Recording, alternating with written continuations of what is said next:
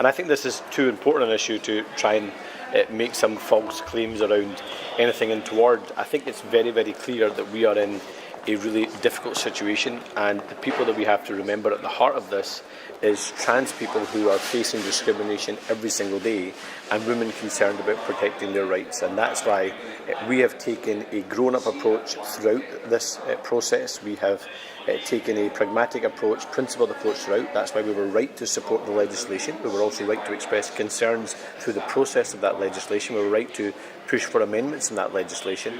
And now the good faith way forward here is for us to recognise that there are some concerns, but those concerns are not alleviated by a Section 35, which is the wrong approach, which is creating a constitutional fight and also a culture war. That's the wrong approach.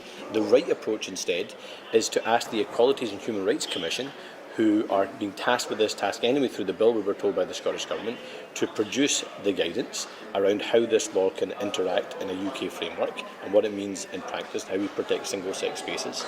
If any legitimate concerns are raised to the Equality and Human Rights Commission, both governments should make a commitment to address those concerns. I think that will get us to a place where we address all, if not many, if not all, the issues. So I don't think this is the right approach from the UK government. I think it's the wrong approach. We don't need a constitutional fight on this. We don't need a culture war on this, which is so often the case with Tory politics across the country. Instead, we need a grown-up approach, a pragmatic approach, a principled approach, a good faith approach going forward, so we can protect the rights of trans people whilst also maintaining the protections of single-sex spaces.